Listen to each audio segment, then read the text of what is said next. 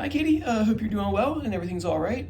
It must mean I think you said you're gonna be out for the next 2 weeks for video lessons.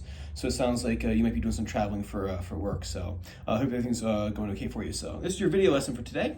3 things I want to talk about, and let's go down the list. And then I think you mentioned in the email, but yeah, send me a video reply back so I kind of see how things are looking. It could be something from previous, or it could be this material too, kind of whatever you want me to look at. I'll give my 2 cents next week. All right, so first thing is I want to get back to looking at power chords because I think we mentioned even last time, we going to start moving towards the bar chord direction. So to get to those bar chords, we must pass through power chords. So first thing is, let's get some power chords on the guitar. So here's what you're going to do. First finger, right? And I think I might have mentioned this before, but we'll treat it like a review. So what you're going to do is you're going to take your first finger right here, right? And you're going to be kind of like straightish, right? It doesn't be like super straight like this, but kind of laying like this right here. And what you're gonna do is you're gonna place the pad of your finger. So when I play notes, like single notes, I'll play on the tips of my fingers. But for this right here, I'm gonna be on the pad of my finger. I'm gonna push down kind of where I am on here. You can see that, oh, you see it right there. I'm almost like on the side towards my thumb on the left-hand side. Right, is that left? Yes, that's the left. Yes, that's left. So you're gonna be on the side, almost on the side of your finger. Bring that up one more time. On the side of your finger, the first finger, the tip of the finger is touching the 6th string right there, kind of muting that. And then you kind of lay your finger down against the strings, but you don't push down though. And what she'll look like when you get it on here is she'll look almost like a fish hook. Down here, you're gonna be turned to the side more. As you move up the neck, it straightens out. But down here, you're gonna be on the side of the finger almost, right? Then you have that fish hook shape. Right? And then what you want is you want just the 5th string to ring out, because that's when we're pressing down. Everything else is getting bumped by the pad of the index finger. So like this all right here is just touching the string. So I'll play through. Perfect. Nothing's ringing out. That's exactly what I want, except for 5th string and the 6th string right there. So muted on the 6, 5 is tones being produced, 4 is muted, 3, 2, and 1 are all muted. You can practice just strumming the strings, right? A lot of times this will happen. That means you're kind of leaning your finger back too far this way. You have to imagine doing a micro uppercut. You just bring your elbow out just a bit more. Other thing you want to think about too is the thumb is lower than, excuse me, is lower than, water.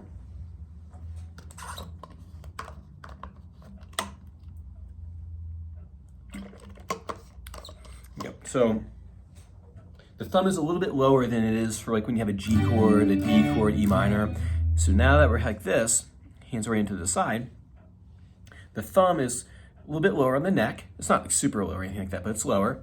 And behind where the 2nd finger is. So if I lean forward, you can see that my thumb and my 2nd finger are almost lined up with each other. So what I want you to practice is have that hand down, bring it up to the fretboard, strum like that, make any corrections that you need to, drop the hand, bring it back up again. There you go. Right, bring it back up on the pad of the finger. Go through your checklist on the pad of the finger. First finger, the tip of the finger is touching the 6th string. All these other guys are muted. Drop the hand one more time. Just like that. So now you got that. So that's how to get the first finger happening. The second thing, number 2 right here, is the B5 power chord. And if you look right here, see this number 2, right where that 1st fret would be? That means that that's the 2nd fret is where this chord's starting, right? The reason why you do that is because if you had power chords up like higher on the neck, if you had to tab out all those empty frets, you'd have a really long chord diagram. So to avoid that, we just have it here on, we put the fret that the 1st finger is on the box. So that's the 2nd fret. Let me write that on there too. 2nd fret. There we go. All right, so what you're gonna do, you're gonna bring that pointer finger up to where we just had it a moment ago. You're gonna bring that up and you're gonna be on the side of your finger right here.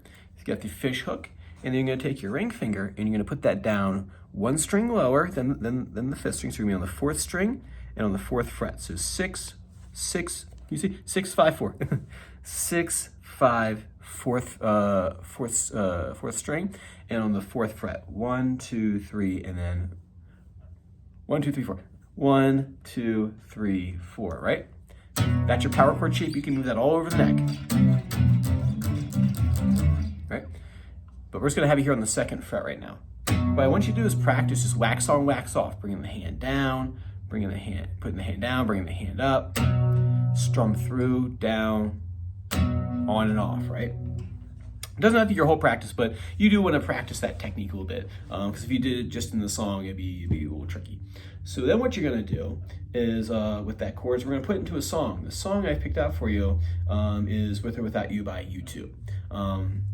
So the chords are D to A to B minor, or sorry, to B5, and then to G.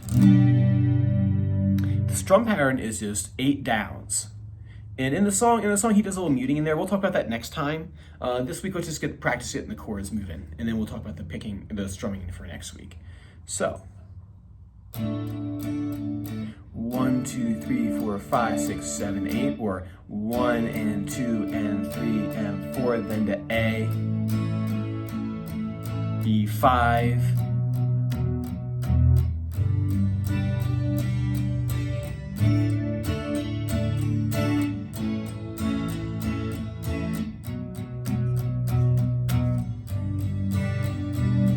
so what you want to practice is getting from the A to the B5. And look when I switch that chord.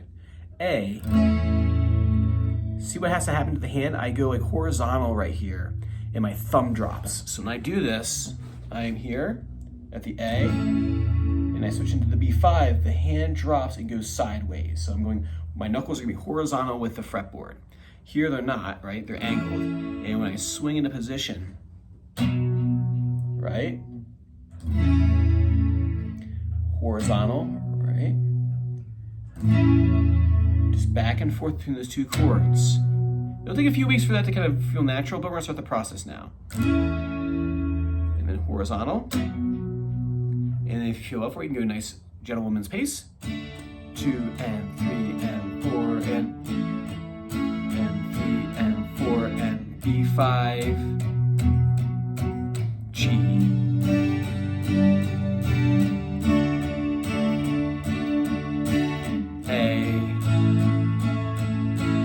B5,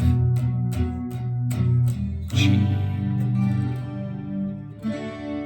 That's the whole song right there, except for some strumming stuff that we'll look at next week. All right, if you have any questions about that, want me to look at anything, don't hesitate to ask, and I will see you same time next time. Bye.